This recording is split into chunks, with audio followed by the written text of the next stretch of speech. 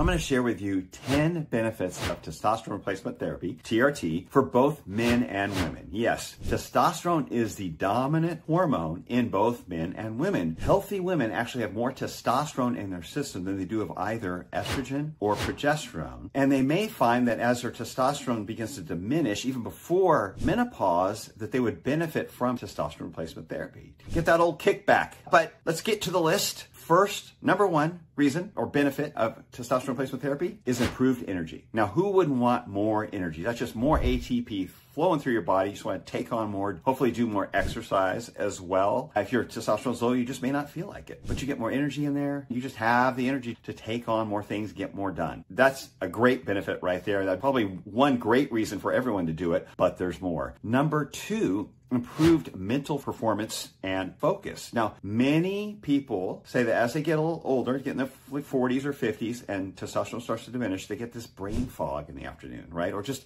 they lose the ability to focus, like their brain runs out of gas, basically, by middle of the end of afternoon. And with testosterone, that brain fog clears. They have this mental focus and clarity and cognitive ability. They can just think through more things. They have the mental energy to take on more things. It's just easier to focus and consume the workload, whatever studying they need to do, whatever research they need to do, and the problem solving that they're required to do at their job when they've got their testosterone back in their normal ranges. Number three, increased personal drive. This is a big one. Increased personal drive, improved mood, decreased depression, and better sleep. Now, I lump those all together. I know it's a big number three, but I think they're all related and connected. Because if you have a better mood, you just feel better about the day. You feel better about yourself. I've had people tell me, both men and women, they just felt, oh, they had their old self back. Like the world was a better place. They felt better about themselves and increased their drive, their edge to get things done, to be productive, that ambition, that desire to let's take on some tasks, let's solve some problems, let's start some new projects. All of those things make you feel better about yourself and improve your confidence, right? Your self-esteem. And then the world doesn't seem like such a dark,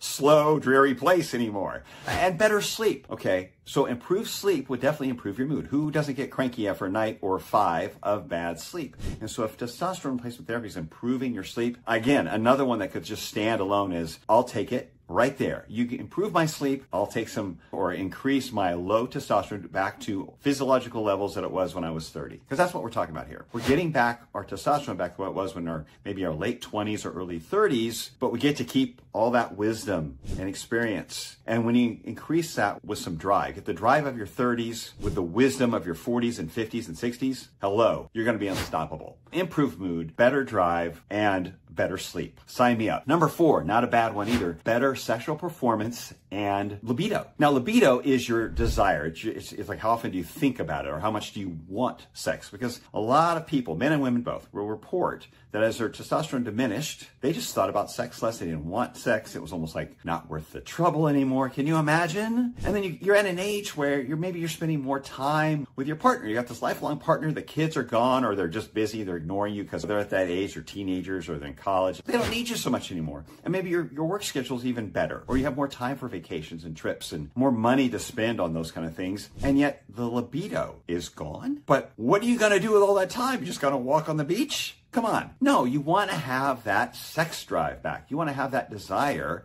especially with your partner. You want to enjoy that time. It just makes your partnership, your relationship, so much more fun and really puts the cement in there and increases the bond. And then with better sexual performance, now that you're thinking about it and you want it, now you can show up and do it well, right? Everyone wants better performance. Men and women both improve performance with testosterone. And I think we all know what that means, don't we? Number 5, increased red blood cell production. Okay, probably haven't heard that one. That's not one a lot of people tout because what does that mean exactly? That would, one, I think, increase energy. You have more red blood cells, you can have more energy, you can have a better immune system, and it can actually reduce blood pressure. So there's a lot of warnings that say, oh, testosterone could increase blood pressure. And I've heard those warnings. I've seen those warnings. I don't know how founded they are. I think there is some increase in fluid that can come from some retained fluid, which can slightly increase blood pressure, at least temporarily until you get used to it. But if you have increased red blood cell count, that's a little less work for your body to create energy. And so that can actually lend itself to slightly lower or more stable, so normal blood pressure, all right? So normalized blood pressure. If it's been coming up because you just don't have the energy and it's trying to make up for the fact there's low red blood cells, low energy, this could correct that. May not be the case for everyone, but it's been noted enough in studies to be significant. Number 6, improve blood sugar and insulin sensitivity. Now, this is incredible because metabolic health is really our longevity, right? The number one cause of diseases. So obesity, heart disease, type 2 diabetes, those are the 3 biggest plagues, right? And some cancers related to high insulin levels. These are the things that are taking us out now, right? We're not running from tigers. We're not getting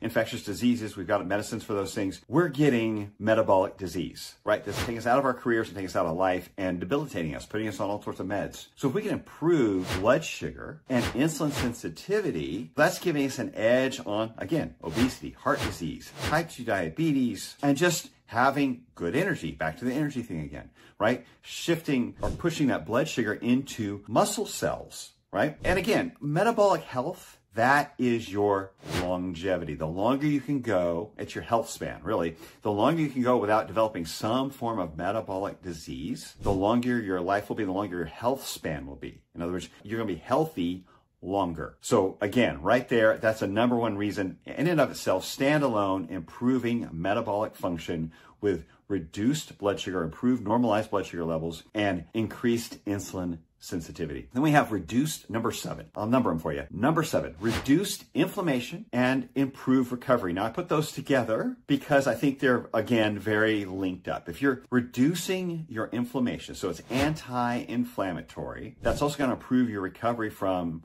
whether it's exercise, a bad night's sleep, something working in the yard, because it's inflammation that builds up that actually slows our recovery. So I think it's a reduction of inflammation that lends itself to that improved or sped up recovery. What we used to feel when we were younger, when we may have had a hard day or a physically active day or a hard workout, but a good night's sleep was all it took to get us back going again. And so that reduced inflammation can really help us with not feeling that achiness in the joints and the ligaments and just a general fatigue and improve that recovery so we're back at it, right? We can keep going and have several hard days, several challenging days or good workouts without feeling like we're just run down and old, right? Who wouldn't want that? Number 8, improved fat burning. Hello. I think that goes back to the reduced blood sugar and very connected to reduced blood sugar and improved insulin sensitivity, because when you reduce blood sugar and you have better insulin sensitivity, you're going to burn fat, because when insulin levels are low or normal levels, your fat burning is just going to be that much better, right? Insulin's low, you're going to be able to open up those fat cells for fat burning. If insulin is high and blood sugar's high,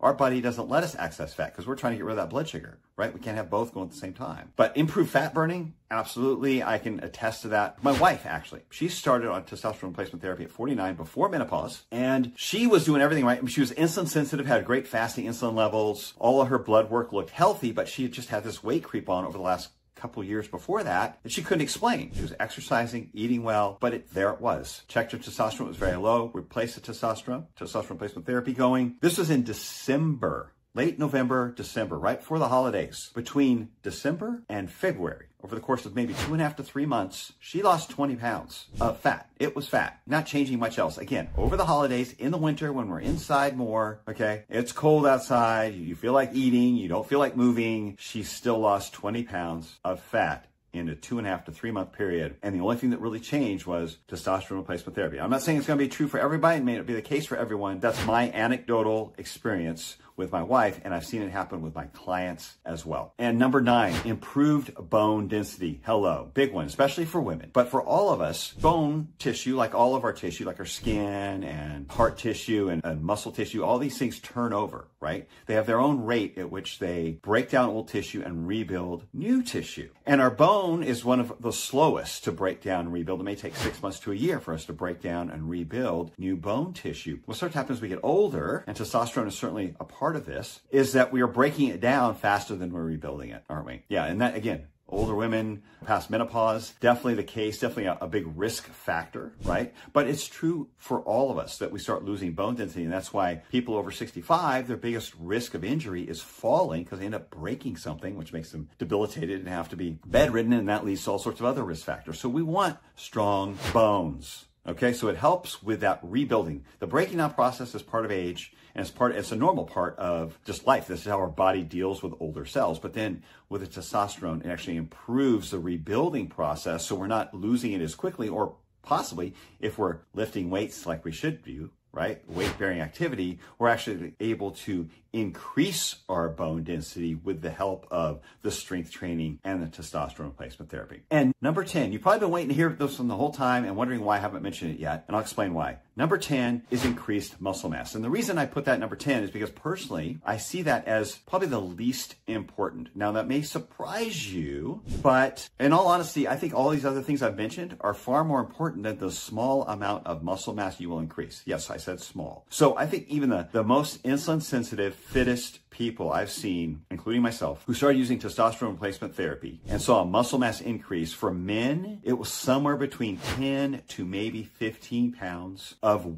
total weight. That's not even necessarily muscle weight. Total weight increase, okay, with people who are working out consistently with weights and eating well. For women, it's probably closer to 5 to 7 pounds. Maybe I've seen a lot of women who they're still lean, they're still working out, they don't put on any weight, or maybe it's 2 or 3 pounds. Understand that some of the weight that comes on with testosterone replacement therapy is fluid, so like water and glycogen retention in those muscles. Now, there, of course, is some muscle mass because of the improved recovery, the reduced inflammation.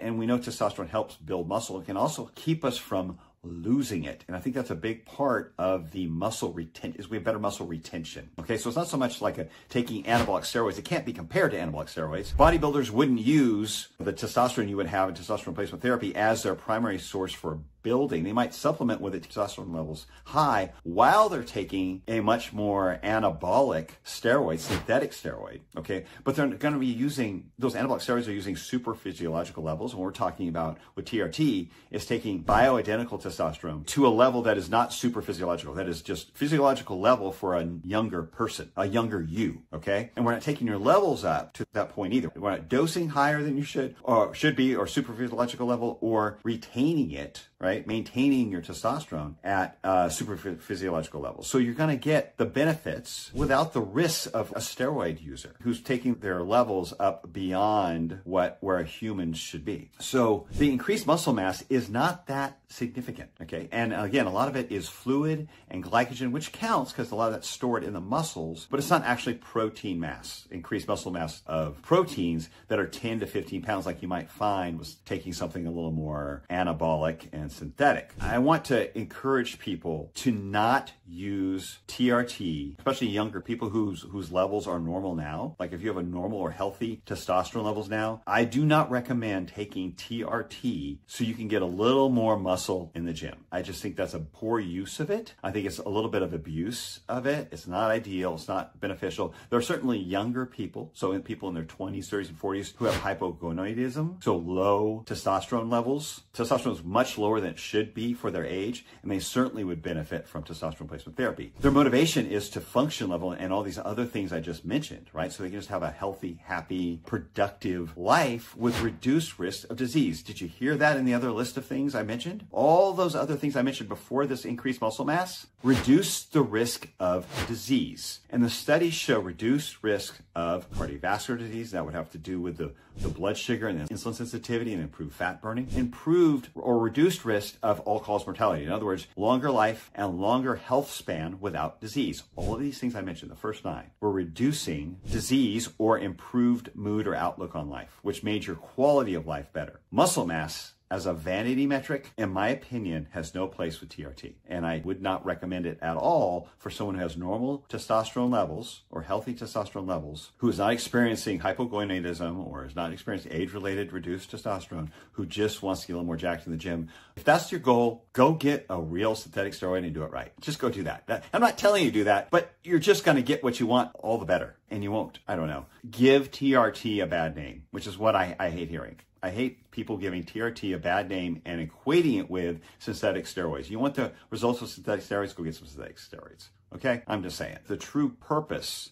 and benefit of TRT comes with all of these reduced risks of disease, the improved mood, the improved outlook on life, because someone has reduced testosterone levels below that which are ideal. If you're not sure what that means, like what is below ideal, what is ideal, what your ranges should be. You're looking at your blood work, you're not sure, or maybe you haven't gotten your blood work yet, you're not sure how to read it, and your doc says, oh, it's normal. He might be saying it's normal for someone your age, but yet you don't want to be normal for someone your age. You want to be optimal for someone your age. You want to be a 50-year-old with the testosterone of a 30-year-old self, right? So my next video, check out a video I've made about how to read your testosterone ranges on your blood work. What's ideal, what is not ideal, and how you might want to determine whether testosterone replacement therapy is right for you.